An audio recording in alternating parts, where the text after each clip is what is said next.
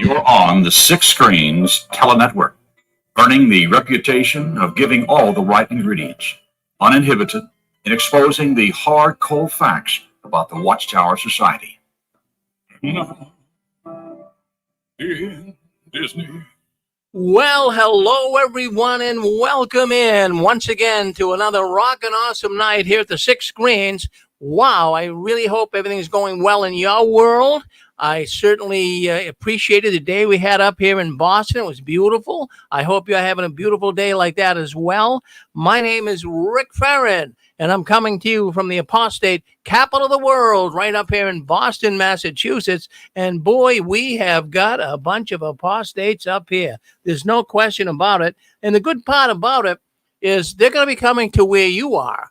You know, you're probably saying, Rick, I wish I had apostates in my neck of the woods. Don't you worry. The Watchtower is hemorrhaging, folks. You know it. I don't have to tell you. I'm preaching to the choir here. The Watchtower is hemorrhaging. There's no way this organization is going to be able to stay in business much longer. They are in the intensive care unit. They're on life support. They are having way too many problems all around the world, and we'll be talking about some of that tonight right here on JW World News. We always say that's the news the Watchtower doesn't want us talking about. Well, I hope that you're having a good Memorial Day. Well, it's actually the weekend. Memorial Day is until Monday, but I hope you're having a good Memorial Day weekend. And, that's something we couldn't do in the Jehovah's Witness organization. They do have Memorial Day, though, but it's not the same Memorial Day that we have. That's the only day they have a holiday. It's their memorial. And that, of course, is the memorial of Jesus' death. So that happens in the springtime, usually after the first full moon of the spring equinox. We all know about that, right? But anyways, they do have their memorial, but not Memorial Day like we know it here. We want to, first of all, say that we salute all of those veterans that are listening tonight. We certainly appreciate the effort and appreciate their service that they put in for the United States of America to keep us all free. See, that's something the Jehovah's Witnesses don't understand. They're not free, but we're free. People who left the organization are free, and I want to give a salute. I want to thank all those veterans, and I'm sure all you folks are wishing the same thing for me. So thank you, veterans, for your service. Now, Jehovah's Witnesses, we know they don't celebrate much of anything. You know, Mother's Day, we talked about that last week. They don't celebrate Father's Day. They don't celebrate birthdays, Christmas, Easter, none of that. And consequently, even this weekend, they consider it, to go to a Memorial Day parade, that would be too nationalistic. That would be dishonoring Jehovah. And you would be dishonoring him because you'd be putting the nation ahead of him. Now, seriously, there are plenty of Christians. I'm going to be going to the Memorial Day parade myself right here in my little town of Tewksbury. And I'm going to tell you something. I've been there before, and there's plenty of Christians out there, too, going to the parade. They don't look at it as nationalistic and not honoring God. That's only the witnesses that infuse that into your head. Seriously, the Christians that go to these Memorial Day parades or the 4th of July Day parade, they're glad to live in America, at least for the time being. I hope it can stay this way to some degree, but at least they're glad to live in America and be able to have freedom and to be able to have this freedom. And who got that freedom for us? The servicemen, the people who went out there and put their lives on the line so that they could benefit, or we could benefit from their efforts and their concerns. And we thank all the veterans, as we say. Well, we got a lot to talk about tonight. I have to tell you, it's amazing to me that we have so many things happening in the world of the Jehovah's Witnesses. And you guys see it every week as well. And the neatest part about being on this network, I've been on it now for 20 years. It'll be 20 years in January. But the neatest part of being on it is when I could just listen to that woman that was just on the program before us, that woman, Deanna. I'm telling you, the women in this organization are treated like crap. They are just treated so terrible. And boy, when I heard her story, I couldn't believe it. That's an extreme case of abuse in the Watchtower. So I wanted to tell her I really appreciate her coming on. I thank Barbara for having that program. That was an enlightening program. Well, we all know we all know that things are going on in the Watchtower. But before we get into the real and dive deep into the news, let me tell you about the duck. See the duck up here? That's the duck. He's right up here. Now, I'm pointing to him. If you say the secret word and the duck comes down, now in the conversation, if you guys call in, whether it be on StreamYard, coming in on video, or whether you call in on the telephone line and you say a word that's connected to the Watchtower. It could be a word like convention, a pioneer. It could be a word like that. If you say a word like that in the midst of your conversation with us here at the Six Screens, you win a book. Now, let me show you some of the books. I've mailed some books out this week. You'll be getting them. Take a look at this here. Captives of a Concept. Don Cameron. This is a beautiful book. This is a book that will help you exit the Watchtower if you haven't done so already. You can win this book. We have other books. Look at this book we have right here. We have a book here, People for His Name. This talks about Russell. It talks about Rutherford. It talks about Noor. It talks about some of the officials of the Watchtower. We can get you this book. We have look at this book right here. This book here is a classic. Millions Now Living Will Never Die. Oh, yes, that's a book written by Rutherford. And boy, I will tell you, you would love to have this book. Now, this is a reproduction, verbatim. Every single word is the same as it is in the original edition. The only thing is, this book can be yours. It's beautiful. You can't even find this. You cannot even get a book like this. If you do, you're probably going to pay over $200 for it. This is a reproduction. It's put out by Lulu, and I want to thank Nathan Nadis. Well, we know him now as Jim Hill. He lives, well, I won't say where he lives, but Jim is so kind and nice. He's sending us these books. He wants you to have them. So if you say the secret word tonight, we're going to give you the book. But if you don't say the secret word at the end of the program, we're going to have a little contest. I'll give you some clues. You'll have a chance to win one of these fantastic books. So that's that. So also I want to talk a little bit about the convention. I want to talk about 2025, not 2024. Now, August 2025, first, second, and third. I've been talking about it now for the last 2 months. We have got an ex-witness convention. It's the only one of its kind ever. And I want you folks to come. Now, the tickets are free. I'm going to show you the place where we're going to meet. We're going to meet right here. Take a look at this. That is the lobby of the Hilton Hotel. That is up here in the Boston area. We would love to have you come up and be with us. We're going to celebrate freedom. It's going to be like a giant therapy session as well. We can all talk about how we've been touched by the tentacles of the Watchtower. And you have an opportunity to be here. Now start saving your money. The tickets are free. We have room for 500 people. The tickets will be out to you in the next couple of weeks. They're being, kind of the artwork is being done on them now. So the next couple of weeks, they're going to be numbered. You're going to get a number, an email ticket. It's going to have a number on it. When you get that number, hold on to it. Take a picture of it. When you come to the convention, there'll be people at the door. You can show them the ticket number. The people with the first 500 in their ticket numbers, they're going to get a seat in the main auditorium. Now, if it's over 500, you're going to have to sit out in the lobby or maybe, peek in through the doorway or window or something.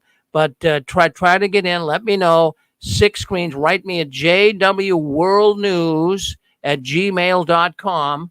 And then we'll be able to get your ticket out to you. Email it. But don't worry, Artie. A lot of people saying, Rick, where's my ticket? It's coming. We're so far out here, but we got it just about together. I've been going through it all this week. So you'll be getting your tickets very shortly. And don't worry, I got all of the people that have written to me. So let's take a look at this. Now, look at this. This is a fire pit. How would you like to be here in 2025 and sit around that fire pit and talk about how you've been touched by the tentacles of the Watchtower? Now, here's the bedrooms. Now, it's a nice bedroom. And the Hilton, friend, it's an upscale place. There's no question about it. All right. Did 403 want to say? Did 403 want to say something? 403 want to say something? Turn the YouTube off. 403. If you're on with us, you want to say something, go ahead. If not, I'm going to mute you. All right. We're going to mute 403 from Canada. but we'll talk to him later. Now, there is a picture of the room. Look at that room. It's a beautiful room. Now, friends, I have to tell you, it's a little bit pricey. It's going to run about $170 to $190 a room. I mean, how can they give you a price 2 years out? But the price is comparable. You know, in the summertime, if you're traveling, it's a nice motel. In fact, some of the less expensive motels, Motel 8, Motel 6, they're getting close to that amount. But it also includes 2 sit-down, full-course breakfasts. Now, if you walked in off the street and wanted to buy a breakfast at the Hilton here, it's going to cost you $18. You're going to get two full sit-down breakfasts with the room. So that's including the room price. The room price, just figure about $180. It's going to be a 3-day convention. So 3 days. Oh, my goodness, we're going to have so much fun. So see if you can make it up here. Don't you think it would be wonderful to be able to sit down and talk to people of like mind?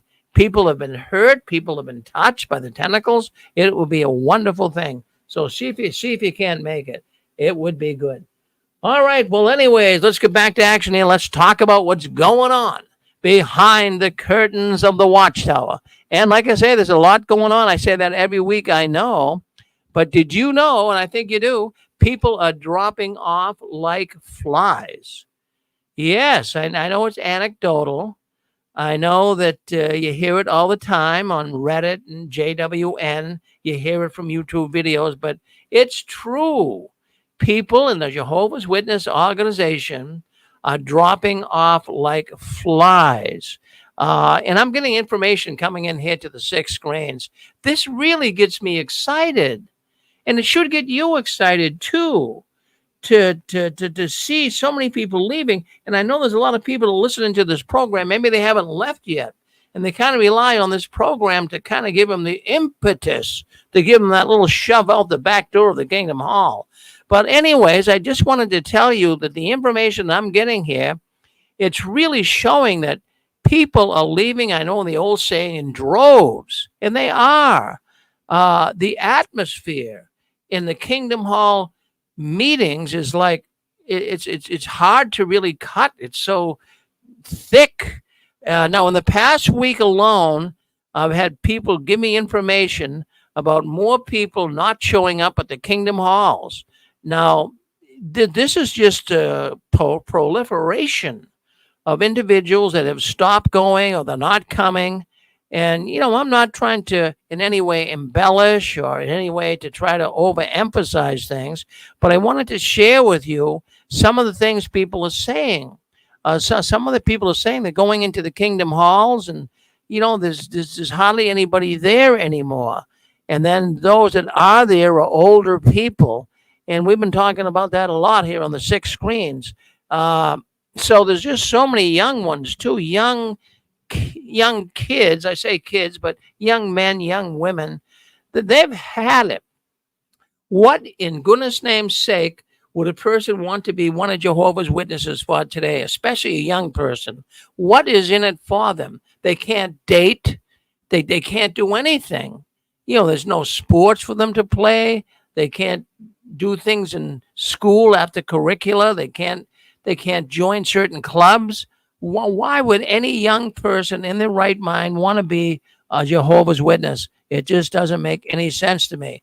Now, some of the reports I got coming in here, and they're telling me, Rick, you know, there was over 100 members sitting in our Kingdom Hall a couple of years ago, and now there's 30 people attending regularly.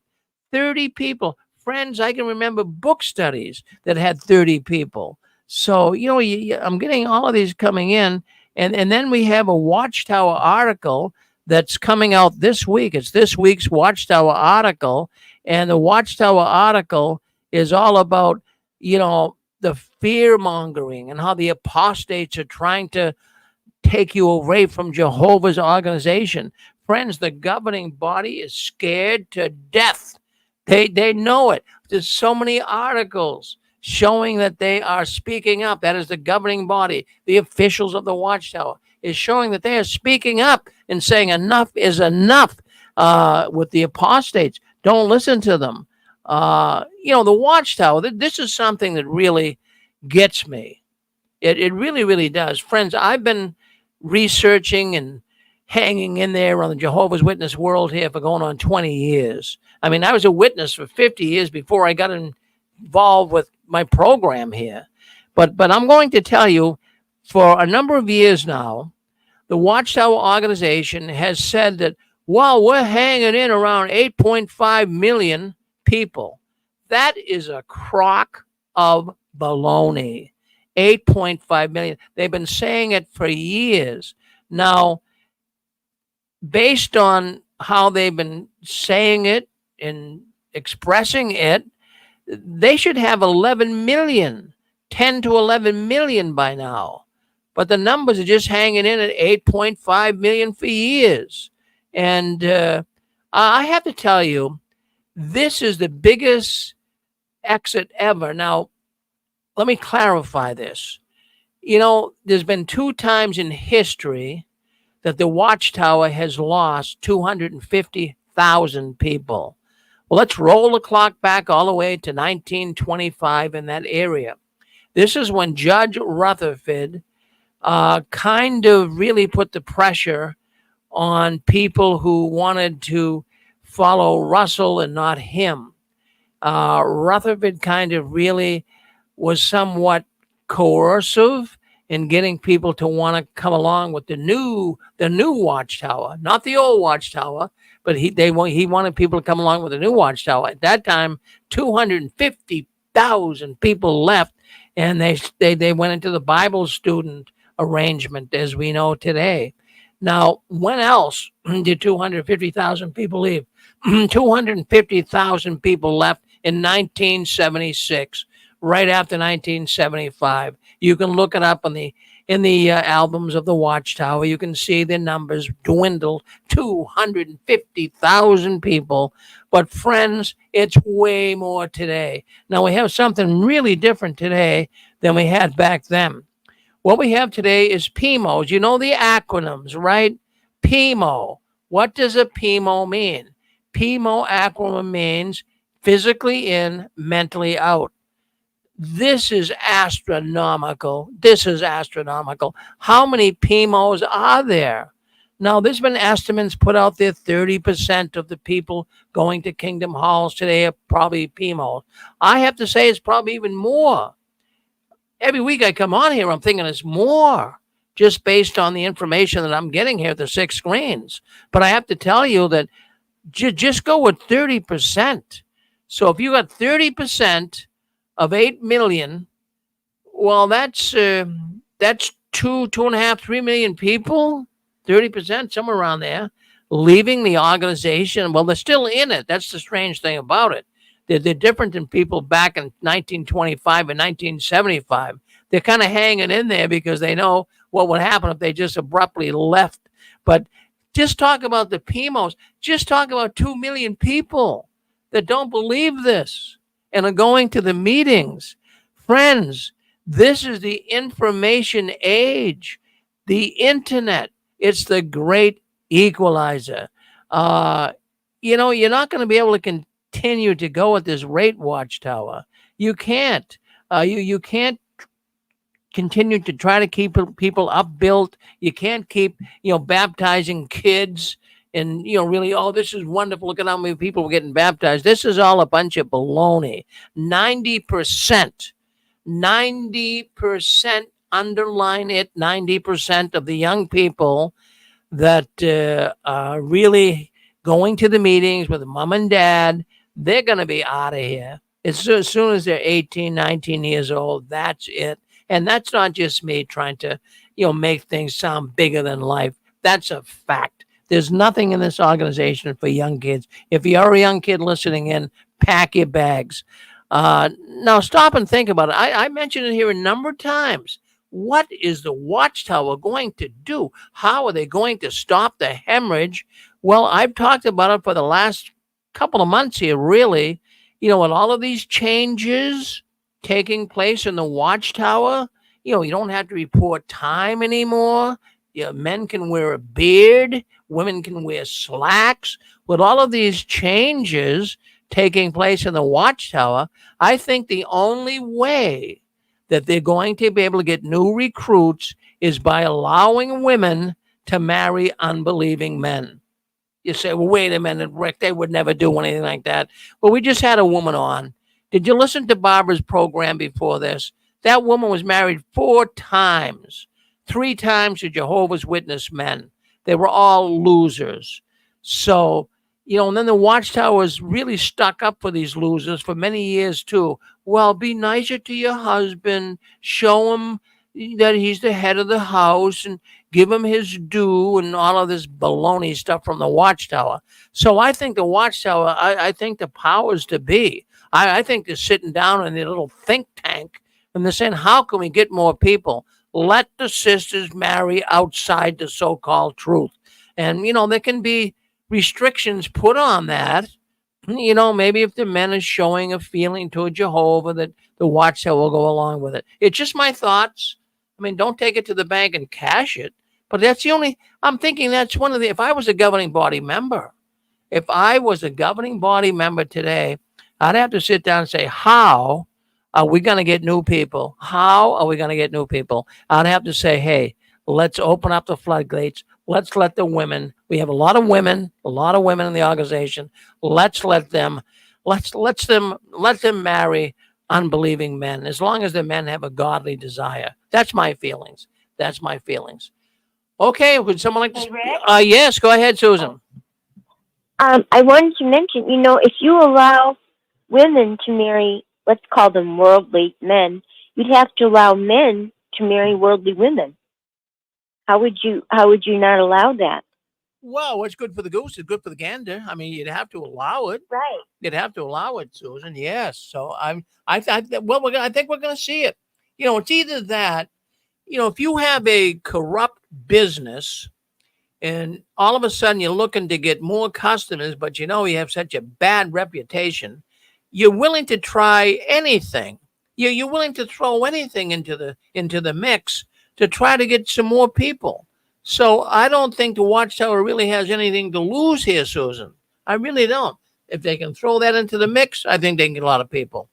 Thank you, Susan. Thank you. Okay. So what do you think? I mean, do you see the witness world turning upside down? Am I the only one? Do you guys see it? Well, you must. I mean, it's so easy to see. All you have to do is drive by a Kingdom Hall and see all the empty parking lot spaces. It's just we are going into. I want to just sit down here and I'm going to slow down a little bit. I know I get very excited here on a Saturday night, but I'm going to slow down. I'm just going to talk to you one-on-one. I'm just going to talk to you one-on-one. You do understand, and I know I'm not the only one, and it's hard for all of us to believe it. We are looking at the Watchtower in a free fall. We are looking at the imminent collapse of a false religious organization. And I know there's plenty of people out there right now that say, oh, Rick, come on, they're always going to go on. But, when we first started our website in 2009, the theme of our website for the 6 screens of the Watchtower was simply counting down the last days of the Watchtower. And we are now here. Back then we weren't. We weren't getting any points on the scoreboard. We weren't making any progress. The apostates weren't getting many people, if any, out of the organization. But right now, man, we are going forward. And I feel good about it. You like to win once in a while, right? Friends, the apostates are winning. You can jump up and down about that. What do you think, 302? Come on, tell us what you think. Go ahead. Well, I mean, yeah, hi, this is Aaron. Yeah, I've certainly noticed a difference. I mean, ever since the last few years when I've just been looking into, the history of the organization, because I've been out for 18 years, but I didn't really leave because of that. I just left because I didn't want to live that restrictive life anymore. But it wasn't until more recently that I really began researching the false doctrines and everything. But yeah, I mean, I feel like it's really the internet and social media, and it's just speeding up very quickly, the spreading like wildfire, you know. And yeah, it's really interesting and kind of validating, I think. And yeah, Well, but actually, I also wanted to try to guess the secret word. I know I'm probably going to not get it, but it's not undeserved kindness, is it? no, that's not the word tonight. But you get a shot at it. You'll get a shot at it. All right. You won a book last week, right? It's been a few weeks ago. I haven't gotten it yet. Did you? Okay, fine. Well, some went out this week. More coming out. We're getting more shipments coming in. We're sending a ton of them out, but you'll get it in the next week or so. Don't worry about it. Okay. Thank you. All righty. Thanks. Hey, listen. By the way, before you leave, I'm glad you're agreeing with me, Aaron. See, you're a sharp guy. You're on the ball. You see this happening. A lot of people. I'm not going to say on our network, but there are a lot of people that I see on some of these forums. They just think, no, the Watchtower is just going to go along, and they'll do fine. They'll keep getting people, but I don't know how they can make statements like that when reality is people aren't becoming Jehovah's Witnesses anymore. They don't want it, Aaron. Right. Well, thank you, Aaron. I was married to one. You were married to one. Well, I'm sure you gotta certainly got a lot to talk about there. My goodness gracious. So, but you're a good man, and I appreciate you coming on and commenting. Thank you very much, Aaron. Well, isn't it good to hear from people? I'm going to tell you something. When people call up to this program and speak up, I'll tell you what, it makes a world of difference. Well, what I'm going to do right now is I'm going to get in and I'm going to put up on my little YouTube, and it'll show up on Facebook too, but mostly for YouTube. I'm going to give you a link. If you guys want to come in and you'd like to come in via StreamYard. Now, you can come in on video, or you can come in with just your voice. You don't have to show your face if you don't want to. So let me put that up here so that we can get this straightened out, and you can come in via StreamYard. You can come on the telephone line. So let me get this up here right now. Just give me a second. I'm going to go down here. I'm going to create a new banner, and I'm going to put this. If you hit this link, all you have to do is hit this link, and that'll bring you. I'm going to do it right now. I'm going to put it. See that link right there? That link on YouTube. You hit that link. Now you can come on StreamYard. You don't have to. You have a telephone. All you have to do is hit that link if you're on a computer. That'll bring you in. Now you can either choose to come on video, or if you don't want to come on video, you just want your voice, that's fine too. Go ahead and give that a shot. See what you think, because I'd love to bring you in and have your thoughts on this, because I'm going to tell you something. I could sit here and bloviate all night long.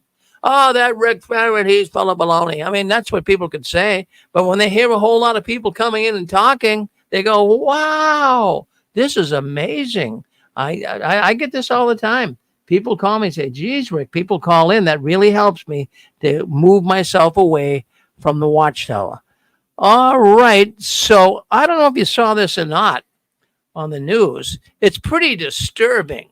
As a matter of fact, I had to really think about it. I sat down and I said, man, this is just absolutely crazy, but I'm glad the Watchtower is at least having some sense when it comes to this. I'll tell you what it is. Now, brothers, there's been, if you get on JW, there's an app they have. I got some information from their app. Now, brothers can't work carts. You know, the carts they wheel around with the literature on them. The brothers can't work the carts without sisters present when the cart is located at a playground or a park. Well, let me read that again to you so it kind of sinks in, because I had to read it a couple of times. So the brothers, this is right on the JW. See, all the witnesses have an app. They right on their phone, and they can check that app out. It's like a mini website is what the app is. And then on that app, it says that brothers, Jehovah's Witness brothers, cannot work carts without sisters present when the cart is located at a playground or a park. Now that is just, boy, I'll tell you, that was unsettling when I heard that. And the information coming from this app kind of really gave specific instructions on how you would to handle a cart if you're working near a playground or a park. It says this. Yes. Obviously, it has everything to do with pedophilia. That's exactly the reason, because there are so many pedophiles in this organization that they went on cot work near a playground. Two brothers, and they're probably both pedophiles. The Watchtower is very, very fearful of big lawsuits. I saw this when I was in.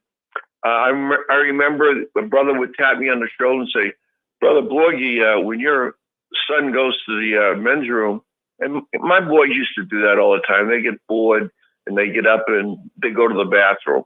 You got to go with them. I said, he's 8 years old. I mean, he's way too old for me to, walk him up to the urinal and stand there. Well, there's a really good reason why they said that, because it was in my congregation that I knew of, there were 5 pedophiles. Thank you, Rick. Well, there you go, Dick. I mean, really, it was troubling. It was unsettling when I first heard this. So the brothers cannot work at a location that is near a playground or a park. And, that's where pedophiles hang out. I have, if you're watching on YouTube right now, see that van right there? Well, see, that's a pedophile van. Look at on the side of the van. It says free candy. Yeah, it's they kind of lure little children into their van and rape them based on the fact that we're going to give you free candy. Well, I'll tell you what, at least I'm glad the Watchtower had enough sense to say, brothers, you cannot work with those carts by a park or a playground. This is a red flag. I mean, this really is a red flag, and the witnesses have it right on their app. Don't you think that this could get them thinking? This is a red flag on the field, but the witnesses aren't even noticing it. Did you want to come on, Larry? Come on, Larry. I just saw you come on and go off again. Come on, Larry. Come on back to us and talk to us. All right? I want to hear what you have to say. Yeah. Mr. Stern. Yes, Larry. Thank you. Thank you so much for everything that you are doing, and thank you for everything that you are going to do in the future. I want to especially thank you for Barbara Anderson. A pleasure to talk to her. I wanted to ask her, but I didn't want to put her on the spot. Maybe you can answer the question. Will she or will she not be at the great 25 convention? Do you know? You mean the Still Alive Till 25 convention? Still Alive in 25 convention of ex-Jehovah's Witnesses up there in Beantown, Massachusetts. You mean the apostate capital of the world? Hey, Larry, we got to build this up. We got to hit a home run here, Larry. We got to hit a home run. I forgot that part. What's the answer? Yes or no? If you know. The answer is she will be, but maybe not in person. Oh. But she will be via the internet. But she's going to try to be here in person. Yes. Well, okay. Well, the reason why I'm asking is I would love to sit down with her and have a nice conversation with her. Between her and I know we could discuss all about the JW's history and teachings, and we could solve the problems of JW's and elucidate the whole world. But just now that I'm thinking of it, a suggestion for a feature on the convention, you could have Barbara Anderson up there on a stage with you or with someone and have a conversation with her back and forth and take questions from the audience to Barbara. That would be wonderful. But at any rate, to get to my point, it takes just a little bit longer. To get to my point, I was thinking, isn't it true that when a person lives a long, long life, Now, we could argue as to exactly what that means, but that person may want to reflect on their life and reflect on what they've learned and what they haven't learned, and reflect on what they now know is important and not important, and to reflect also on some basic, wonderful, great principle that they've learned in life. Otherwise, it might be just like a wasted life, a foolish life. But if you now know something and you've learned something because of your long life, that's significant, it's important, and it's meaningful. So I was thinking to myself, a little something which I've come up with, which I have concluded after living a life. I'm young. Hey, I'm young. But still, what I think I've learned in life, and the answer to it is reflected, is given in the following. That is this, what I call the 7 cults, C-U-L-T-S. Now, of course, there's more than 7 cults, but these are the 7 main ones, I think. And incidentally, a side point, which may be of interest and significance to you. Out of all these 7 cults, I believe and I think it's only the ones who are ex-JWs who are going to have a great convention of ex-members. I haven't heard of this taking place with any other cults, with any other ex-members of any other cult. Well, we're trying something different here. I'm sure maybe somewhere in the past they've had a convention. I mean, even in the witness world, they had small little get-togethers and what have you. But Larry, you're right. It's a good thing, and we're all looking forward to it. And I'm glad that you are mentioning it. Yes. So there must be some great meaning or significance to the fact that let me just quickly buzz through these 7 cults for you. Okay, go ahead, but take about a minute or so because we got to move on. We got so many things going on. Go ahead, take about a minute or so, and go ahead. Of course, in no particular order: the Mormons, founded by Joseph Smith; the Church of Christian Science, founded by Mary Baker Eddy; the Church of Scientology, founded by L. Ron Hubbard; the Seventh-day Adventists, founded by Helen White; the Unification Church, a.k.a. the Moonies, founded by Sun Myung Moon; the Jehovah's Witnesses by Russell; the Hare Krishnas by whatever it is from India. Now, so isn't it true that in all these 7 cults, all these 7 founders of each one of these cults, all 7, they all had what we could reasonably call a little knowledge, or a little bit of knowledge. And like the great Albert Einstein said, a little bit of knowledge is a very dangerous thing. And that's my point. That's one of the biggest things I've learned in my entire life. That a little bit of knowledge can be a very dangerous thing. For example, Russell, he had a little bit of knowledge, but he went absolutely crazy with it. So I think that's an important lesson to be learned in life, and it can be a good guiding light in life. And speaking of light, I'll say goodbye now, but I want to say this. Will the last person leaving the Watchtower please turn off the new light, and don't forget to turn off the old light. Well, I like that. I really do, Larry. Yeah, turn off the old light too. Well, you're a good man, Larry. Don't you ever change. Go ahead. Who's on here with us? Who is that? Rick, this is Zachary. Oh, Zachary. Go ahead, Zach. Can I ask a question? Sure. That brother, the person who just got off the call, is that the same person who asked Barbara about all those Bethelites, including the Adams brothers? That's him. That's exactly him. Yes. Okay. I gotta say this. I thought it when I first heard him. Then I saw somebody post a comment on the YouTube. That Larry, you said, he sounds like Fred Trans. He sounds like he's channeling Fred Franz. His voice sounds just like Fred Franz. It's amazing. Even when he said, it sounded just like Fred Franz. Well, that's interesting you say that because others have said that too. Others have said that too. Oh my God, I can't believe it. Yeah. Yeah, he could be. But let me- He could be his own cult leader. You know. Yeah. Sounds just like him. Something you said earlier, I do have to mention, and I have to agree with it. You know, I don't just go along. You know that. But you made a statement about sisters marrying people who are not Jehovah's Witnesses.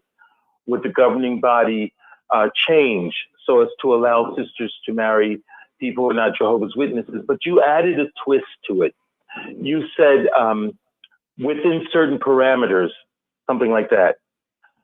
And I have to say, I could see that happening. But you added a twist. Well, that is unusual, Zach. I appreciate you saying that because I look at you as a pretty astute guy, and I'm not looking for everyone to agree with me because I'm not sure, but that could happen, couldn't it?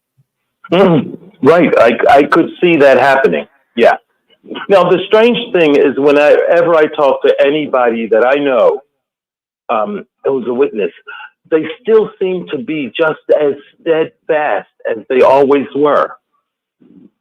And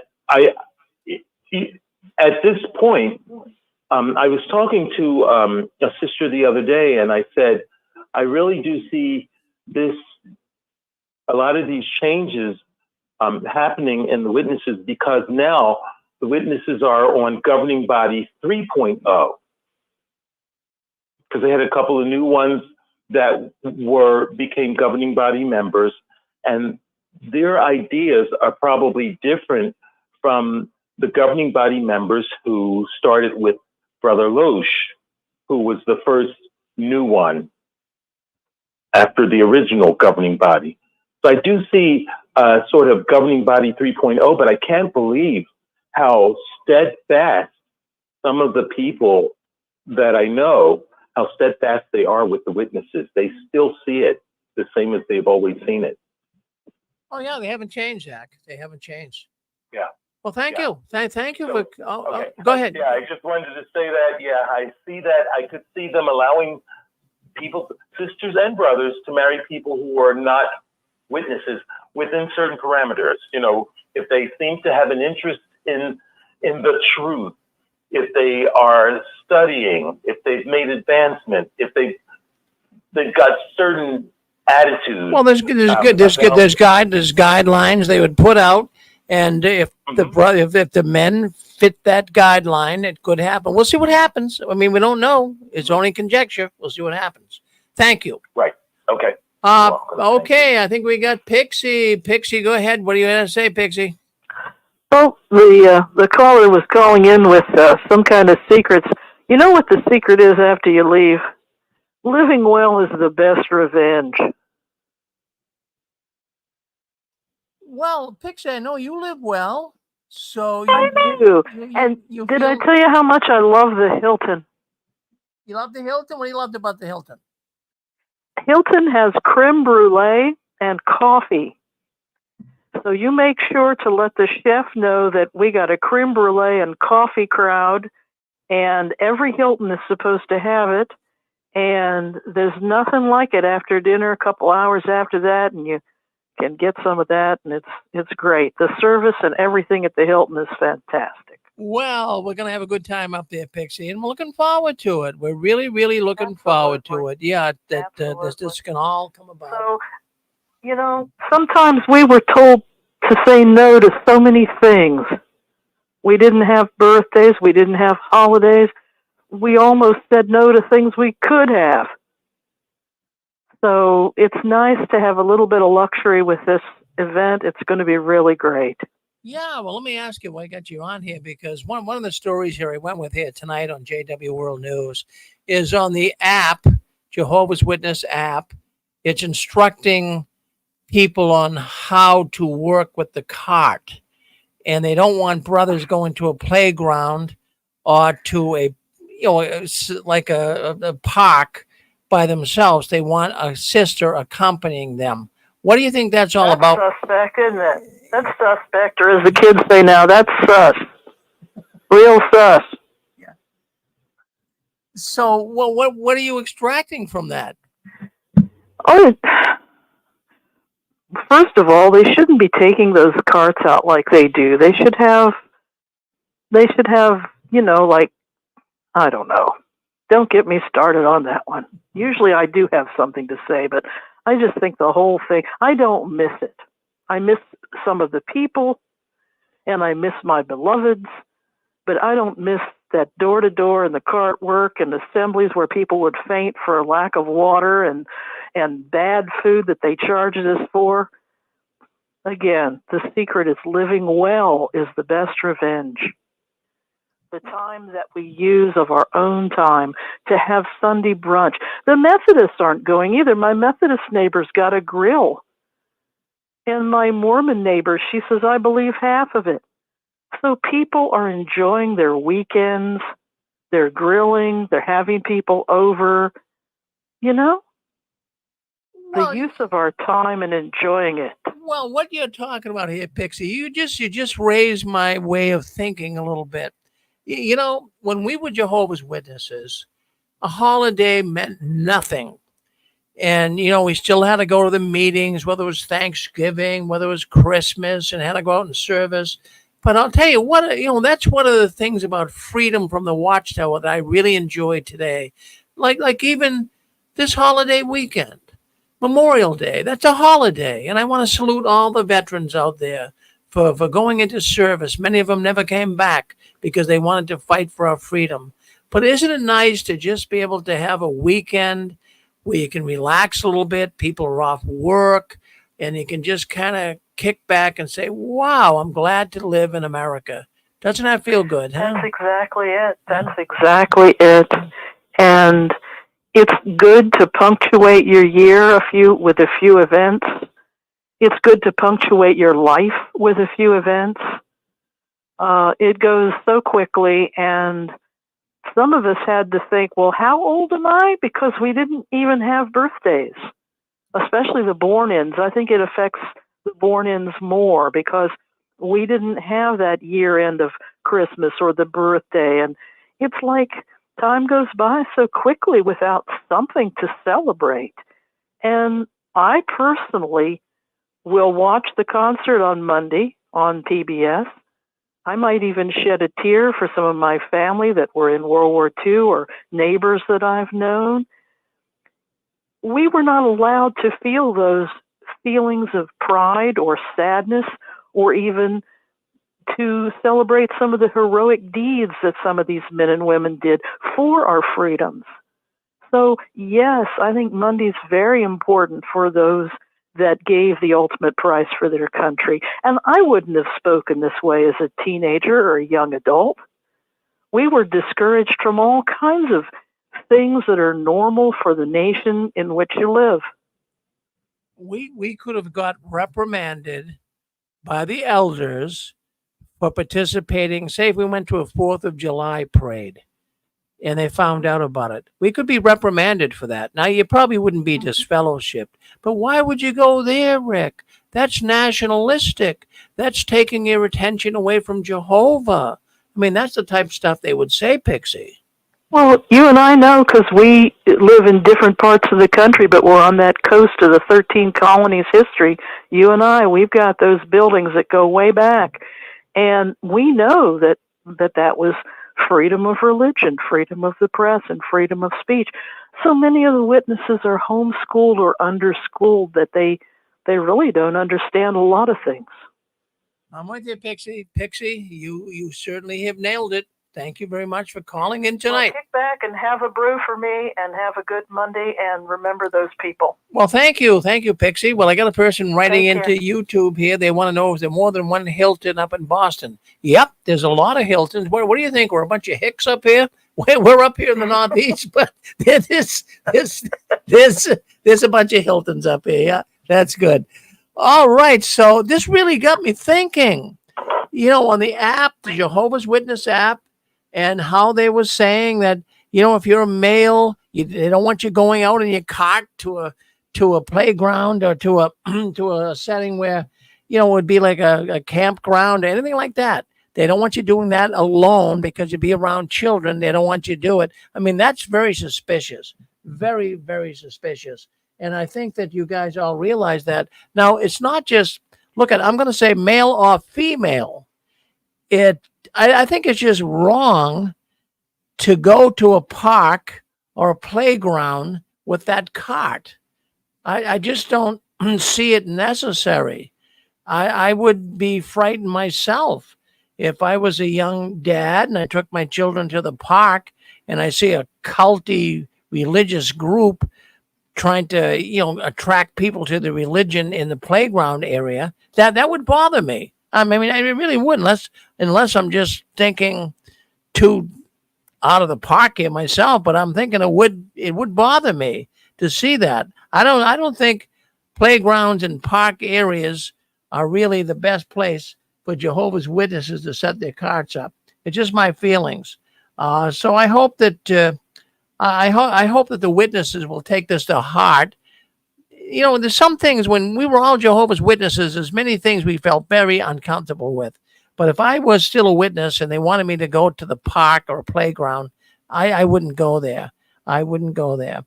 Hey, there's an article this week coming up on the Watchtower, and I just wanted to mention it. But this week's Watchtower article 11 in the Watchtower this week, it has to do with guilting women to stay with their abusers. Now, this is something the Watchtower has always done. They've always done this as long as I've been doing this program for 20 years, just about. The Watchtower is always, stay with your husband, even if he's abusive, stay with him. We just had a woman on Barbara Anderson's program before this program. She married a gay Jehovah's Witness. She really wasn't aware of it, but found out he's a gay Jehovah's Witness. And, then at the same time, she got trouble. She got disfellowship because she didn't want to be with him. Figure that one out. 919, what do you think? Come on, 919. What's on your mind? Just real quick, since you were talking about the carts, every time I go out of town for work, I'm seeing the carts at the airport every time I land and come out. That's so weird. Now, at the airports, all the major airports, would you say? Sister? I'm sorry. Yes, they usually have like somebody out there with the carts, because when I come out of there, I'm looking for either a cab or Uber. They're always over there when I come out of the airport. And this has been happening consistently every time. It kind of is. What do you think? Well, now, I'm just thinking out loud here. Now, you're familiar with the witnesses, but what do you think the travelers are thinking when they see these witnesses with the carts? I do not know, but I was like, oh no, I wish they just get on away from this airport. So, do you think it's a good thing for these witnesses to show up in a playground? No, not at all. I have kids. I would not want them anywhere near a playground. Well, no, that's good. Well, thank you for calling in. Are you new now to the Six Screens? And can I ask where you're calling in from? Oh, I'm calling from North Carolina. Well, North Carolina. Now, are you new? Are you newly out? Oh no, I've been out for almost 24 years now. But there's still some residual effects left in you, right? It's pretty much more that I want to help others come out. And, it's just really sickening because I still have some relatives that are still in. That's the problem. A sister came out with me, and I'm trying to get even some of them out, but they're just not listening to me. So. Well, good for you. That's well, I'll tell you right now, by you coming on and talking, there's a lot of people listening to this program, a lot of active Jehovah's Witnesses. And, when you call in and others, it really makes a difference. They say, wow, that's a pretty large community. So it's not just one guy there berating the witnesses. It's a number of people to come on and speak about it. Well, thank you, sister. Can I get a name? You don't have to give your real name. Yeah, you can just call me Q. Q. All right, Q. Well, Q, thank you. Thank you very much for listening in. Now, don't you be No a stranger. problem. Don't you be a stranger. You come back and see us again, okay? I won't. Okay. Thank you. Definitely. Thank you, Q. Thank you. All right. Well, that's Q. We get new ones coming in. They call in from all over the place, right? All across America, all around the world. So you were on JW World News. That's the news the Watchtower doesn't want us talking about. Now, I came across something really good. Friends, I have to tell you, when we have countries of the world that are now coming against the Jehovah's Witnesses, that should make us all feel good. Look, we had Norway. Norway came down hard on the Jehovah's Witnesses, took their charity status away, cost them a lot of money. I mean, the Watchtower lost millions of dollars because of this. And now we have other countries. We have Japan. They're looking into the problems Jehovah's Witnesses cause for children. We have Belgium. We have Sweden. We have the UK. We have Canada. We have all of these different countries that are starting to really come down strong on the Jehovah's Witness religion. Now we have Lithuania. Well, this is all new. May 21st, that's just a few days ago. In Lithuania, the court granted, they didn't grant, they don't want to recognize, they do not want to recognize the Jehovah's Witnesses as a religious community in Lithuania. Now, this is good. This is all stemming from what went on in Norway, and this is starting to spread.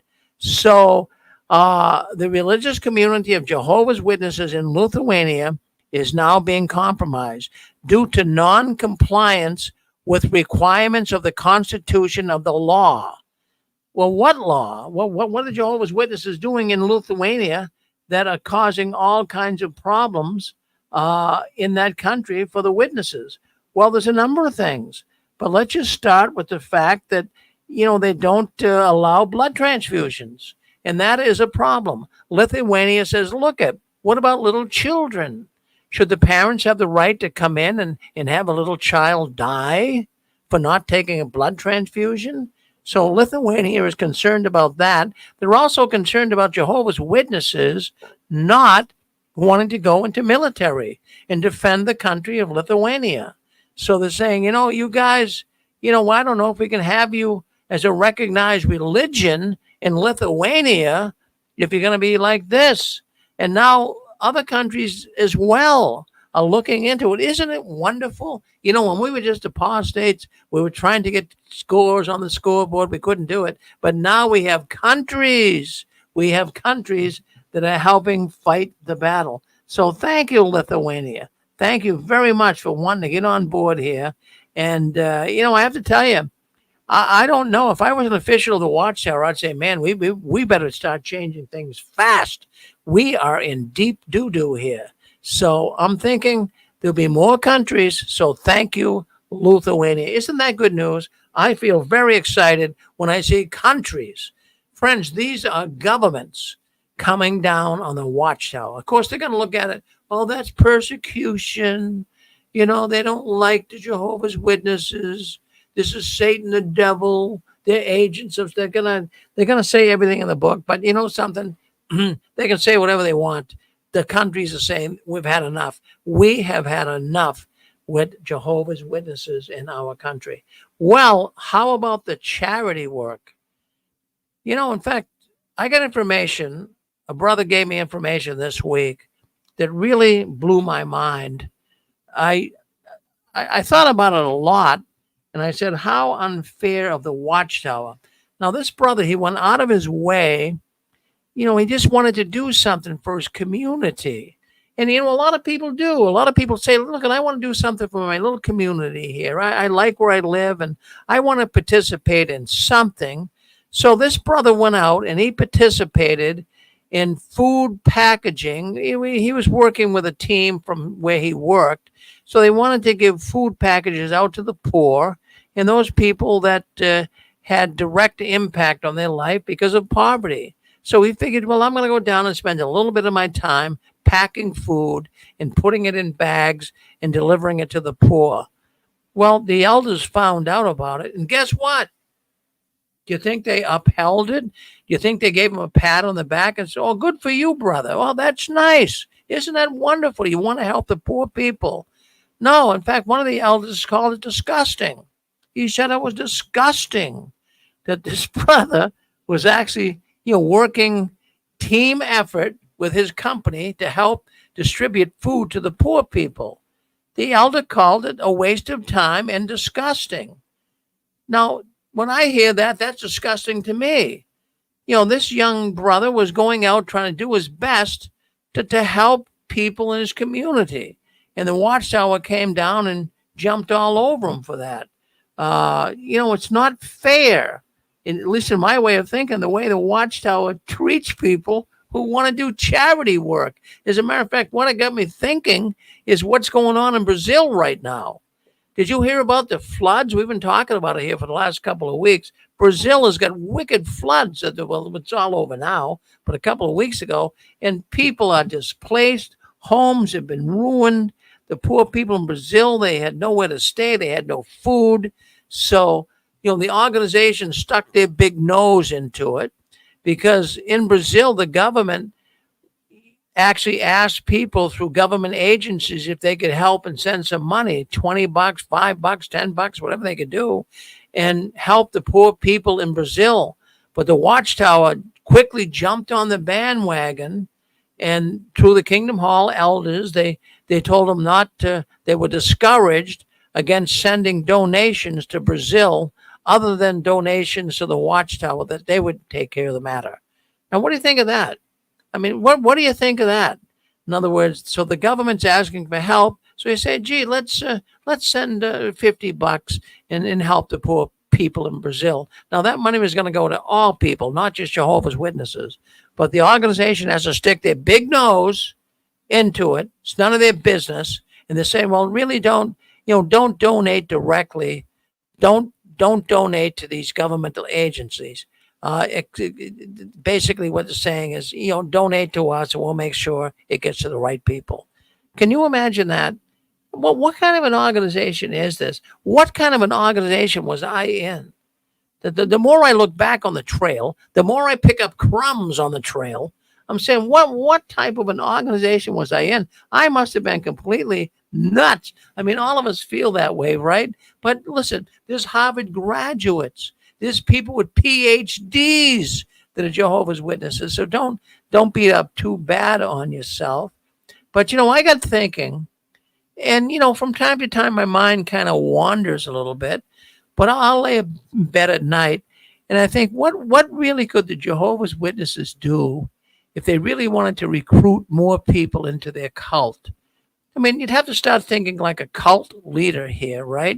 But I'm thinking rather than come down on these charities, wouldn't it be really nice if the organization was more charitable? I mean, just think about this. Suppose all of a sudden, like other churches and like other governmental agencies that want to help, just imagine if the Watchtower said, okay, we're going to change our tune. Let's start helping the poor people in our community. So imagine if the Jehovah's Witnesses started being nice people for a change. And they said, hey, let's give the poor people a nice hot meal.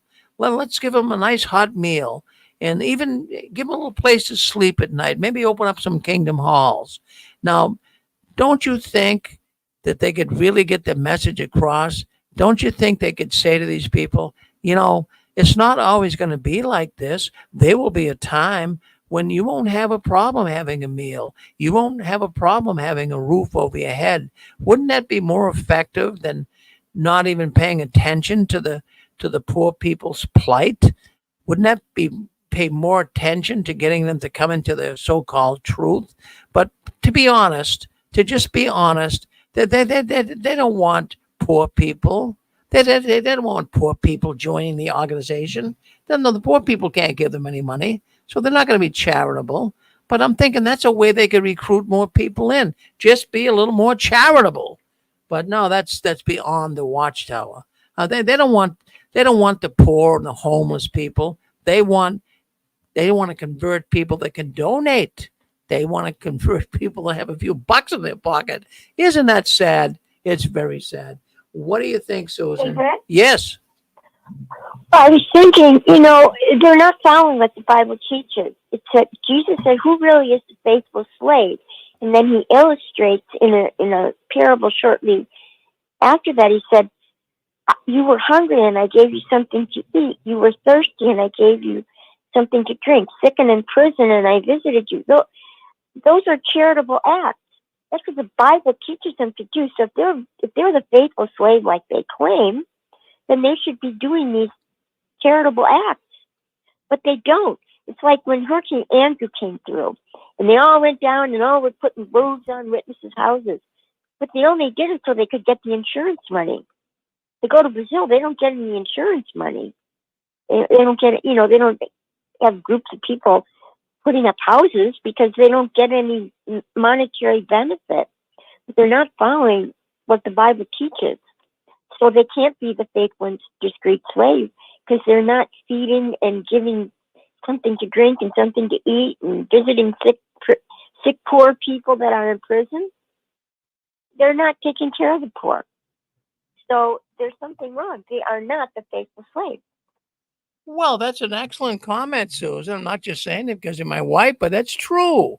If they're going to be the faithful and discreet slave, and they're going to be this organization that they say is the only organization on the planet that shows love, well, where are they when it comes to helping people? Where are they when it comes to charity? Are they out there helping the poor and the homeless like many churches do? Even the government does. No, they don't want to convert these people. These people can't donate to them. Susan, very good comment. Thank you very much. Thank you. So there you have it. There you have it. Friends, I'm going to tell you something, and I tell you all the time on here. I tell you all the time. I hope you're listening. And, I say sometimes, if you become one of Jehovah's Witnesses, you can send me an invitation to your funeral. And, how many cases we talked about here in the last couple of years where witnesses have been shot, kingdom halls have been bombed, witnesses killed in service, stabbed in service. Well, we got another one. We got another one here today, a double stabbing in Philadelphia, Pennsylvania. That was just this week. A double stabbing, two women, two Jehovah's Witnesses killed, murdered, stabbed. What is going on? Well, why are we hearing of all these murders? Why are we hearing of all this mayhem going on in the Watchtower? It's absolutely nuts. Send me an invitation to your funeral if you want to be one of Jehovah's Witnesses. I'm going to play the clip from Philadelphia. Let's play it right now. I want you to see the clip. Let's play the clip right now. Let's share it. Let me get it up here for us. It's right here. And let's play the clip. I think you can see it. At least you'll hear it.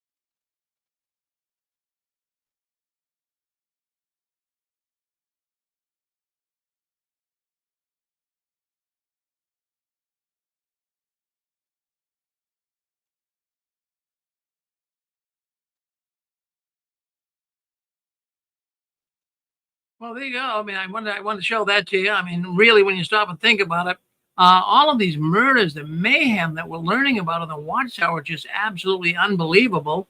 And there it is, another case, another case.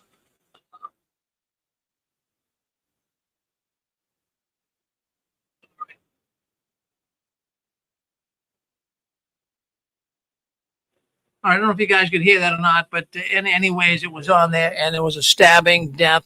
Two Jehovah's Witness women, mother and daughter, were stabbed to death in Philadelphia just this week. Now I heard, I don't know for sure because the investigation's still going on, but I heard that it might have been the husband who was an elder, but I'm not sure. Don't hold me on it. But these are some of the things that are going on right now in the witness world, and when you stop and think about it, it's very dangerous. I don't know what's happening. People are going nuts. Okay. I don't know if they could hear that or not. People are saying we couldn't hear it. Okay. Well, anyways, just to recap it, if you no sound, okay, I don't know why. I hope you can hear me now. Can you guys hear me now on the on YouTube? We had some issues tonight. I'm not sure, technical issues. If you can hear me, just say, yeah, we can hear you now, Rick. Maybe you couldn't hear the news clip. Nope, no sound. Now that is weird. Why don't we have sound? Just give me a second here to try to figure this out. Yes, now, okay. Well, it's very hard. Some say yes, some say no, but okay, you might not have had the sound for the clip, but anyways, what it was all about was in Philadelphia this week, just a few days ago, two women were stabbed to death. They were Jehovah's Witness women, and there's still no motive. They're still investigating it to find out why, but we don't know why. So we'll just leave it at that. But I've been reporting here all year long about Jehovah's Witnesses landing up dead out in service. Kingdom Halls being bombed. Kingdom Halls being shot. Bombs being thrown in windows. Friends, I'm not making this up. I'm not trying to embellish it, but it's a very dangerous situation in the Jehovah's Witness world right now. They're going nuts. They're absolutely going nuts. Any comments at all? Go ahead. You're on with us. Go ahead and hit *6 if you got something to say. If not, we're going to move on. We got another story to talk about, and then we're going to be going to Eric. We're going to be going to his program, Awakening After the Watchtower. That's coming up in just a few minutes. But let's just, before we go there, we got a few things we have to, Eric, you hang on. We're probably 15, 20 minutes away, so just hang in with us. There was a talk given this week, and it really rocked my boat, so to speak, because it was given by a circuit overseer. But before we go there, let's talk to 781. What do you have to say? Hi, Rick. It's Gail. How you doing? Oh, Gail, I'm doing wonderful. I do have a comment. I think, you can all disagree with me. I think because it's obvious they don't have God's backing. And you said it a long time ago that this is going to keep happening. No one cares about them around the world. They're losing it. They're crumbling before our eyes. I think it's just going to get worse and worse and worse as time goes by. Because you said it yourself, and I agree with you 100%. It's very dangerous to be a witness today. It's very dangerous. And I wouldn't go out in service. Can I make a comment about the tax as far as that goes? Of course, Gail. Go ahead. I think going out in service is dangerous too, so they're really ramping up the tax. I don't have a problem with them going to parks as long as it's a sister and a brother, because they're probably targeting families today. And where would you find families? Is at a playground or a school? And they're doing more cart work because nobody really wants to go out in service anymore. So that's just my take on the cart stuff. Well, that's a good take, Gail. That's a darn good take. But, there's this idea of the mayhem and the murders and the stabbings and the shootings and the bombings in the Jehovah's Witnesses. I'm not saying this to embellish it, but sometimes I see some information here coming across the net. I don't even report on it, but it's just so It always wasn't this way. I've been doing this program now going on No, it 20 wasn't. years. No, what wasn't? Something is going on. I don't know if people are losing it. Now, I did hear, but I can't, don't take it to the bank and cash it because I don't know for sure. But I heard that the husband was an elder. So he had blood on his Yeah, they hands. said that. Yeah. Yep. So I Now, don't, here's another thing, too, that they say all was spinning, that they're the ones that are persecuted. No one cares about them. They're not persecuted. The Jews are the ones that Jesus is talking about that's persecuted. Jehovah's Witnesses aren't persecuted. Nobody cares about them anymore. As a matter of fact, Trump's going after them. Did you see that? Trump held up a watchtower. He said that they're a hostile cult, and he was going after them if he becomes president. I saw that on YouTube with him holding a watchtower. is that right? I didn't see that. I didn't see that. So he kind of said it was Yeah, a cult. in 2016, he held up the watchtower that had Armageddon on the front cover. He said it was a extreme group and a hostile group, and he was going after them. Well, let's hope he gets back in and can go after them. I love it. I mean, that enough should. I can't wait. Yeah. I mean, I can't wait. I hope he does. Boy, well, thank you. Everyone, I live in Massachusetts. We're in a blue state, but I'll tell you, everyone. I live in Tewksbury. I'm a couple of towns over from you, Gail. But I'll tell you, everyone I talk to, You're in Pittsburgh, right? I'm in Tewksbury, yeah. But everybody I talk to over here, and I'm a businessman. I'm in the sign business, and I talk to businesses all over the place. But I'll tell you what. They all love Trump. They all love Trump. I'm not trying to be political on our I know program. they do. Yeah. Let me ask you a personal question. My uncle Terry lived in Tewksbury. He was a pretty high up Mason. Did you know him, Terry Stevens? So he was a high of the Mason. You mean the religious Masons? Yeah, I didn't know him, Terry Stevens. No, I knew. Yeah, he was like a grand. He was like a grand. Well, let me just hold on one second. But I did know some Stevens here. Are they relatives of yours? That was my uncle. He died. He lived in Tewksbury. His name was Terry Stevens. Well, I knew a bunch of Stevens. In fact, I knew a policeman here in Tewksbury named Stevens. I went to school with a Stevens. Maybe it's all in the same family. Did they live here for a while? Yeah, my uncle lived in Tewksbury for a long time. Well, I bet you it's part of the family that I knew. Yeah.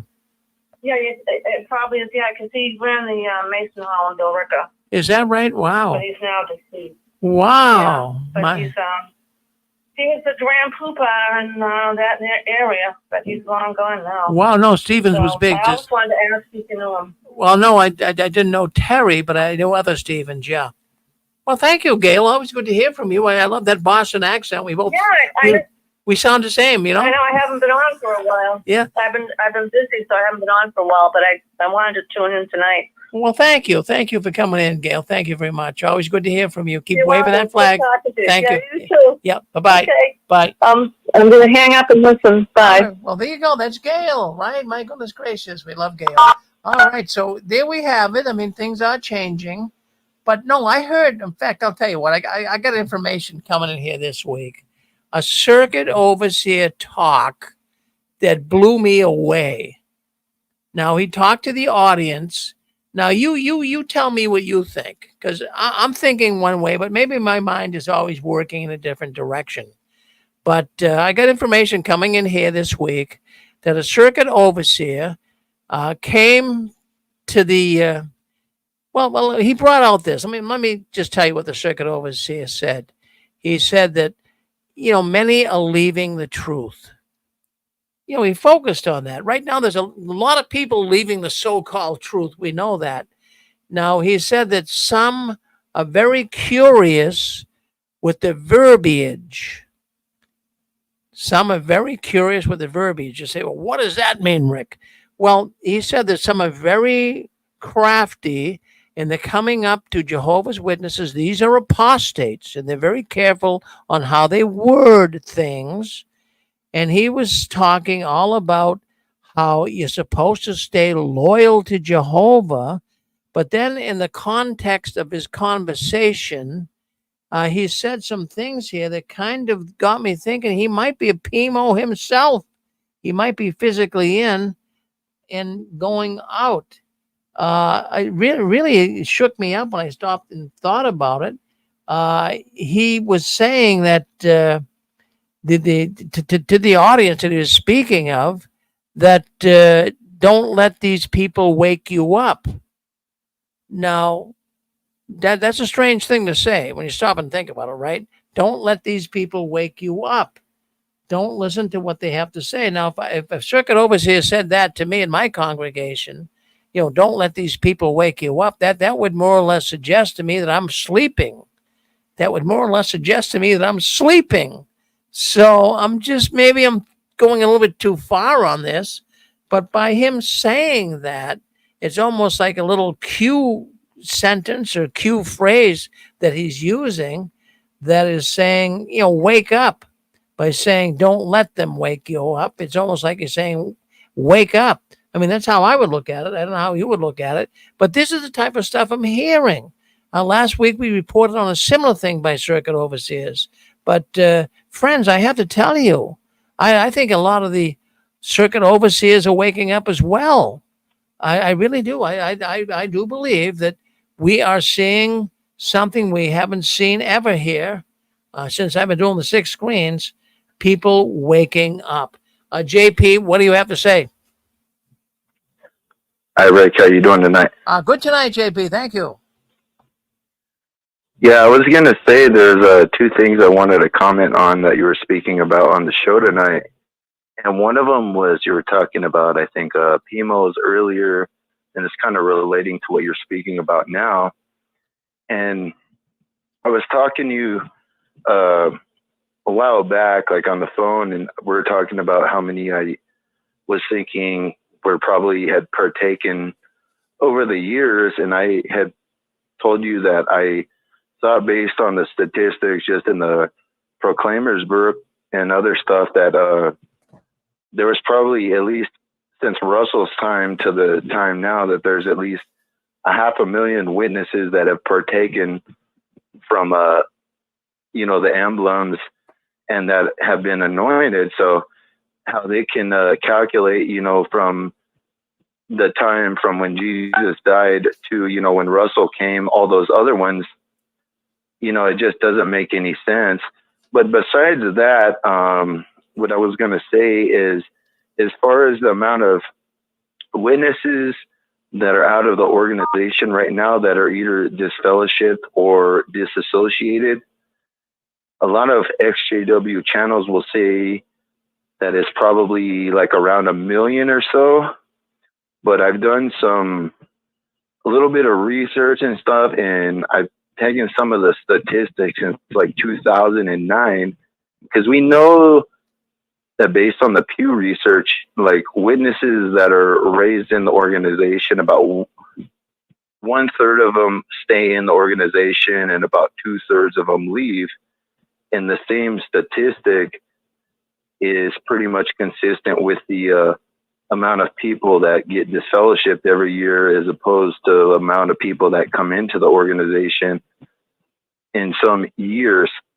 So I was running some of the numbers from 2009 to now, but I would estimate that there's probably more like about 2.6 million plus witnesses that are currently, since like about 2009, there's roughly about 2.6 million witnesses that are either disassociated or disfellowshipped at any given time from that year on. And the other thing that I wanted to talk about was, you were talking about how the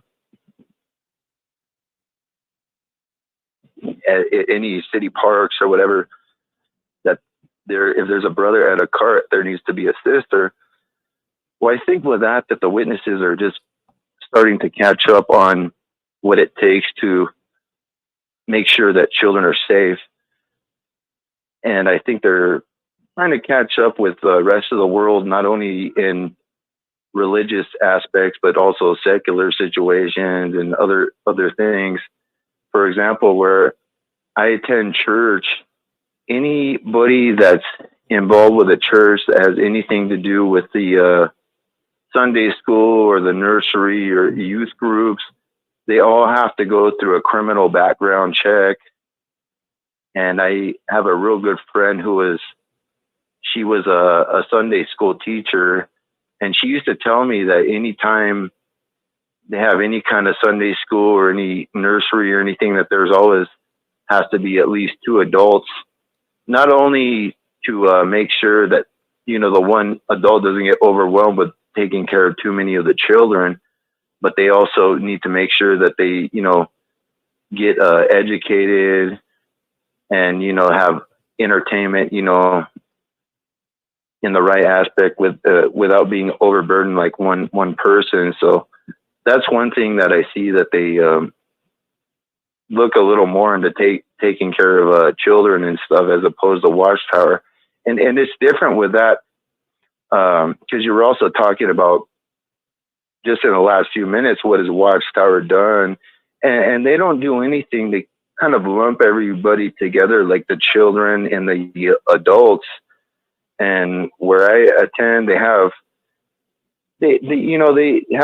available, you know, a nursery, and that if the parents want to take them there, it's not required. It's just, you know, the child's getting a little bit not wanting to be in church, they can take them to there, but they don't lump everybody together like Watchtower does. And, you know, Watchtower, they don't have nothing available like that for the youth or for the children.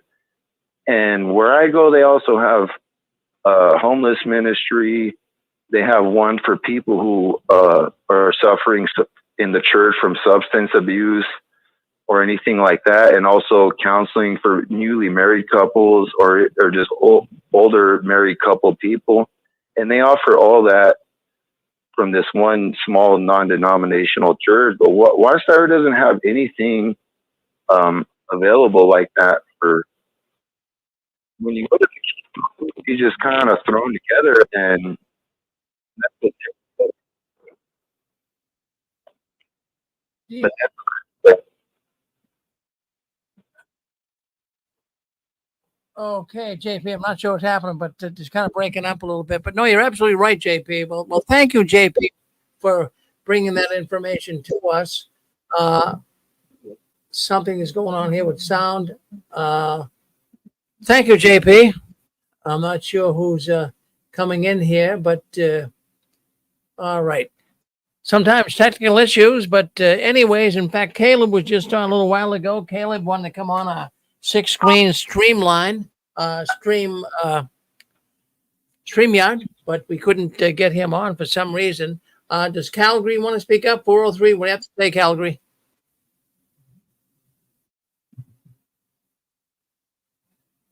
Calgary, you want to speak up? You're on with us. You're unmuted. Go ahead. Calgary's on. All right, Calgary. Well, we're going to get Calgary off. All right. All right. So anyways, that kind of got to the end of our program.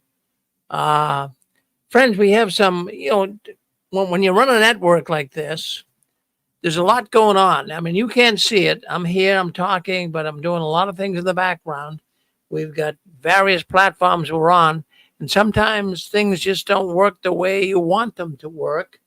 Maybe someday when we're big enough, we'll get an engineer that can kind of work through all of this and make it so nice and easy to follow. But sometimes you don't get sound. Sometimes people come in too loud and what have you. We have to monitor all of that.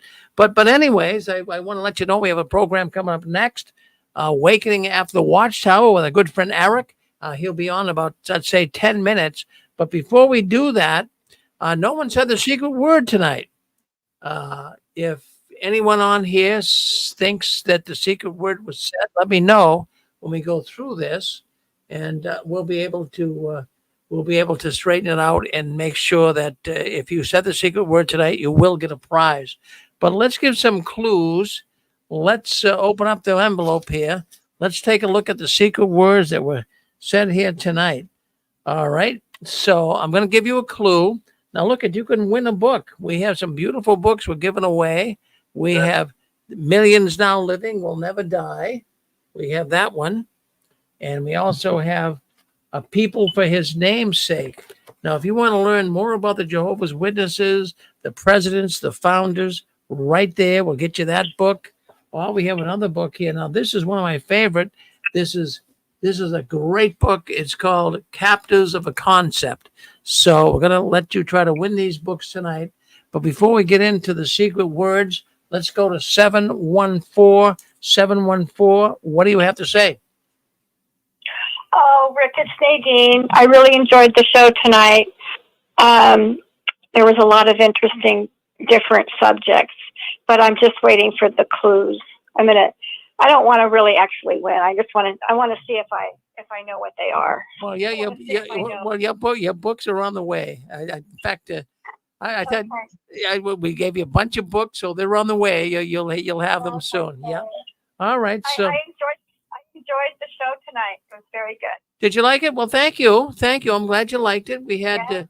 I'll tell you what. If you ever get a chance to listen to the program that came on before us with Barbara Anderson, that they had a woman on there. She was married 4 times. She was one of Jehovah's Witnesses, and that you can't believe what she went through. You can't believe it. I heard it. Yeah. I heard it. Wasn't it? I listened. Yeah, that was a lot of abuse, and 3 Jehovah's Witness husbands. Yeah. In fact, even one of them was a gay man, and boy, she got involved with him, and then she wanted to get a divorce, and they disfellowshipped her. Jeez. It's so crazy. The organization and the rules are they're just crazy. That's the only word I can use. Well, Nadine, you're on the ball. You're a sharp woman. Thank you very much. Now, we're going to play the game. You love the game. You love the duck, right? I do. You do. All right. We have a lot of people. You're good at it. You're very good at it. Really. So I got the secret words right in front of me. No one mentioned it tonight. No one mentioned the secret words. So I'm going to give you some clues. Now, the Watchtower, they have many departments. They have the writing department. They have the legal department, and they have another department that is like the public information service. But what other department didn't we mention? They have the art department. Well, Nadine, you are just too much. you are too much. I didn't know that was the answer. That's it. It's the art department. So listen, you see the number on here, Nadine. We're gonna get you something. Okay, we're gonna make sure you get a prize. Everybody gets a prize. So you just hang on here. Let's just say I want to hear what 864 has to say.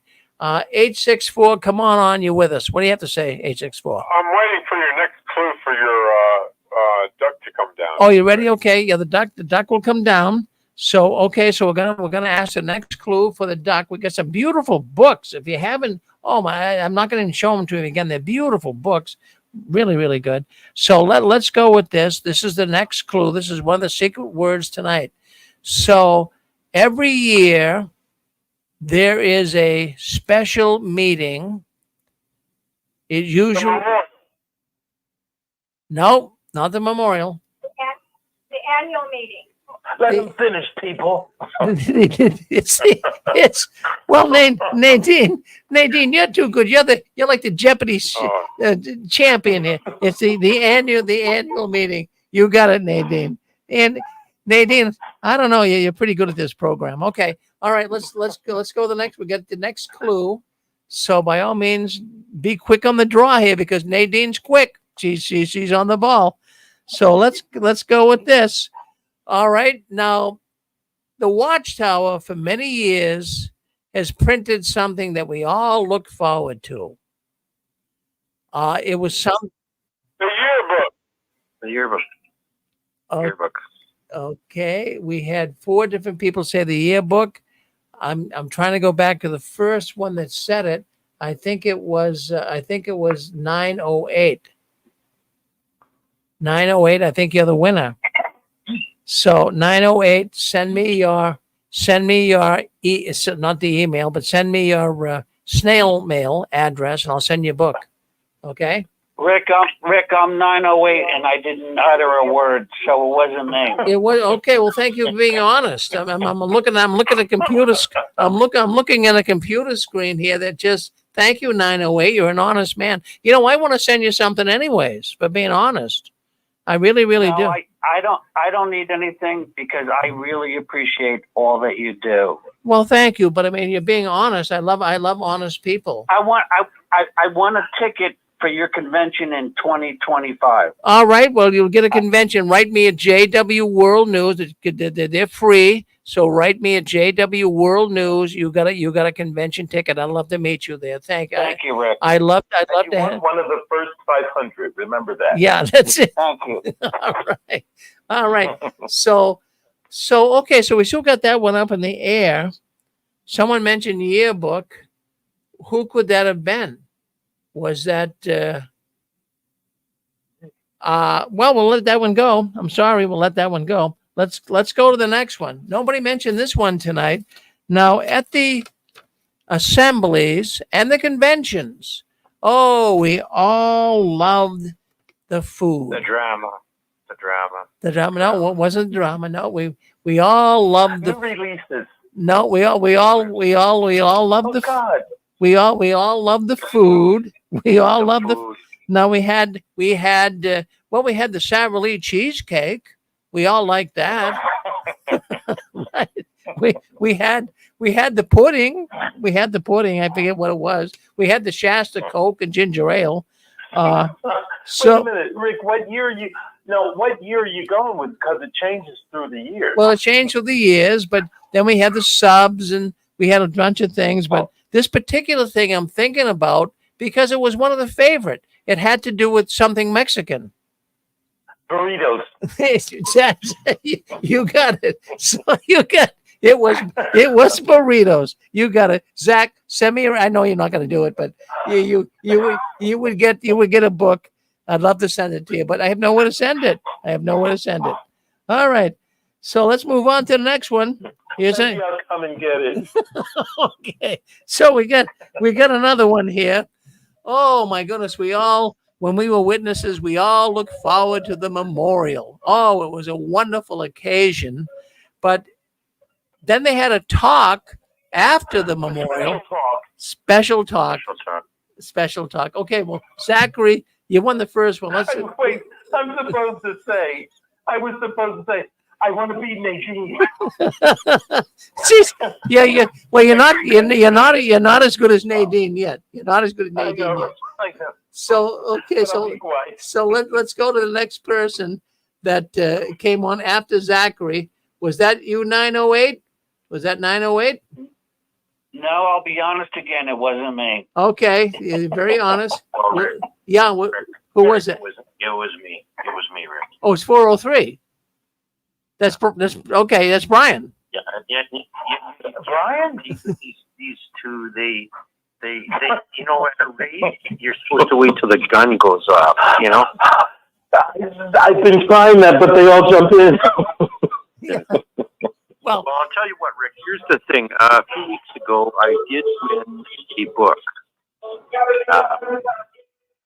Millions Now Living.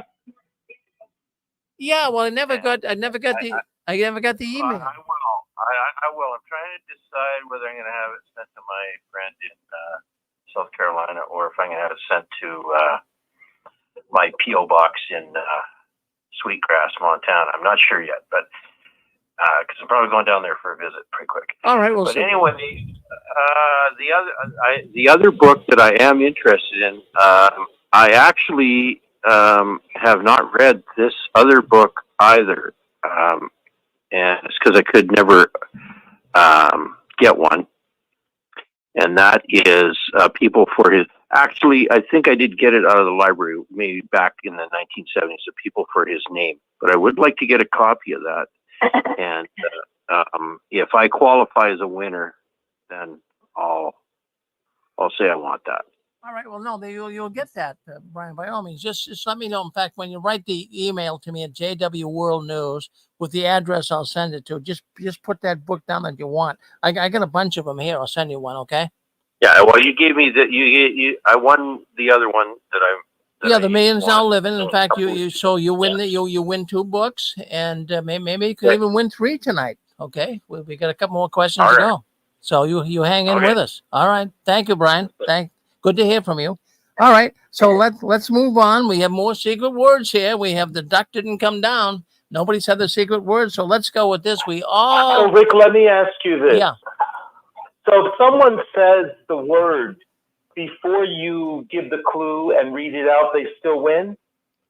Well, what we should probably happens to say the word. Well, like if I say what you must do to live forever, any of those words, dedication and baptism, God's will for you to do. I'm reading from You Can Live Forever on Earth. Well, maybe what we'll do here. None of those words want it. No. I think what we'll do here to make it more, because Brian brought something up. Sometimes people do jump the gun, so maybe. No, Rick, ignore me. Rick, seriously, ignore me. I was making a joke just now. Go ahead. So maybe what we'll do here is maybe what we'll do first is we're going to play this. So we'll play that, and then when the music stops, then people will answer. That might be the best way to do it. But if you jump the gun, you automatically lose. So we'll play that music, and then you ask the question when the music. You answer the question when the music stops. All right. So don't say anything until you hear the Jeopardy music. When the Jeopardy music. Those are brand new rules. You changed the rules I like that. Well, I have to change the rules because there's so many people coming on, Zach. So many people coming on. So let's do this. So don't answer until the music stops. Don't answer till the music stops. All right, let's go with this. Let's go with all right, at the conventions, boy, we all love. Hold on, don't say a thing. If you say a thing, we have to disqualify you. Wait until the music starts and then stops, okay? So at the conventions, we all went there and, we'd fall asleep during the main talks, but most of us would stay awake during, don't answer, listen to the music. When it stops, answer.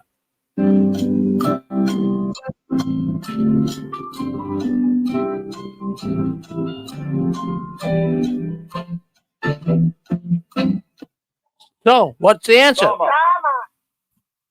I heard a sister in there. What did you say? Drama. I'm gonna go with the sister. Sister, can we get your name? Karen. I'm sorry? Karen. Karen. Well, thank you, Karen. Thank you. You're gonna win it. Sharon. Oh, Sharon. Yeah. Where you calling in from, Sharon? Alabama. Alabama. Well, my goodness gracious, way down south, way down in Dixieland.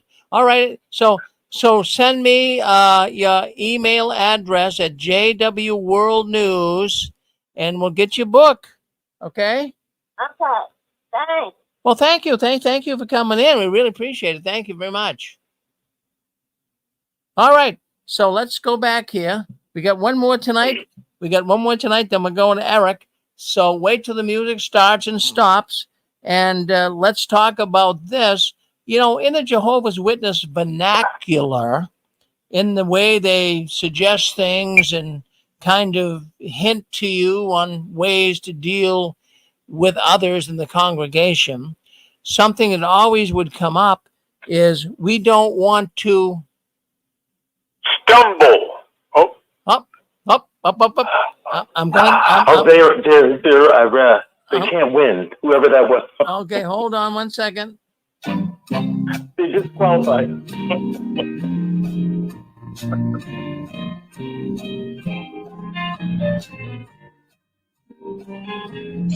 Stumble. Bring reproach on Jehovah's name. Bring reproach on Jehovah's name. You're cheating. Bring reproach. You have to wait till the music. Reproach and stumble. Bring reproach on Jehovah's name. No, not bring reproach on Jehovah. No, not bring reproach. Stumble anyone. Well, someone said stumble before you, Zach. Who was that? I did say it after the music stopped. Someone else said it while it was still going on. Okay. Yeah, that was 864.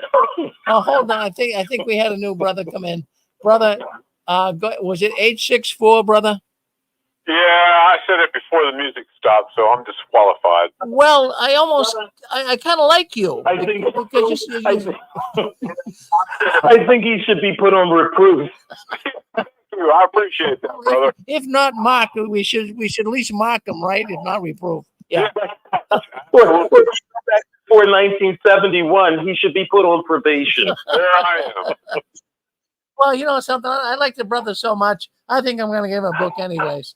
Write me at JW World News. We'll get you a book out. Thank you. Thank you, brother Rick. I appreciate it. Well, thank you very much. Good to hear from you. Thank you. Well, listen, we have fun here, right? That's what we do. We have a community. We have fun here in the sixth grade. So anyways, what we got coming up next? We have got, now there'll be no Six Screen Sunday tomorrow. But, you know, if you like our program, why don't you subscribe? Subscribe to YouTube.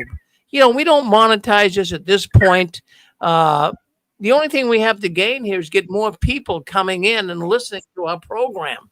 And that'll get more and more people out of the Watchtower. So why don't you subscribe, like us on Facebook, like us on YouTube. It can make a real difference. 256, what do you have to say, 256? You want to say something? 864? Okay. So anyways, we're going to be leaving this program. Yes, go ahead. Hey, Rick, how you doing? I just want to say hello. It's Mark. I hope you're doing well tonight. I hope you had a really good show tonight.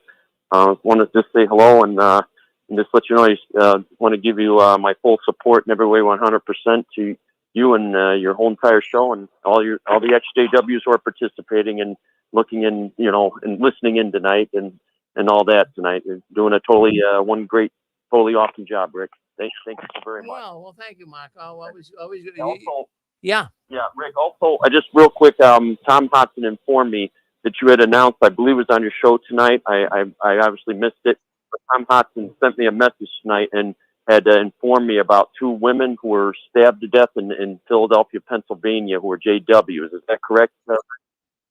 Yes, that is correct. Yeah, two women were stabbed, and from what I mean, I don't know for sure because all of it isn't correct yet. It's still coming out, but I think it was an elder husband that stabbed them. We don't know that for sure, but we'll see what happens. Okay, but they were both killed this past week. Yes, it was. Yes, just 2 or 3 days ago. Yep. Yeah, that's terrible. That's terrible. Yeah, it's getting bad, Rick. This is getting really, really bad. Oh yeah, like I say, surprise me. If you're gonna become a Jehovah's Witness, send me an invitation to your funeral. Well, thank you, Mark. Oh, that's right. Yeah. Those are the consequences. I agree, Rick. Yeah, it's getting worse. It's getting far worse. But I'm with you, Rick. Thank you. I'm with you 100%. Thank you. We're going to hear a lot more. A lot more. 256. You want to? Thank you, Mark. 256. You want to come back on? Go ahead. 256. Last comment of the night. I guess not. Well, we're going to go to Awakening After the Watchtower. Wow, we have got our good friend Eric. He's originally from Rhode Island. He's a New England guy, former Jehovah's Witness. He's down there in Nashville, Tennessee, and he's going to be coming on here tonight. So stay on this YouTube channel. Don't you guys go anywhere. We really appreciate you coming in, your presence, all those that commented and spoke up tonight. We really appreciate it. And the last one leaving the Watchtower, please turn off the new light. And as Larry said earlier, turn off the old light too. We're going to end the program here. Thank you for coming in. Thank you for always wanting to be with us here on the Six Screens. This is where ex-Jehovah's Witnesses come to talk. Thank you very much. End the program right here.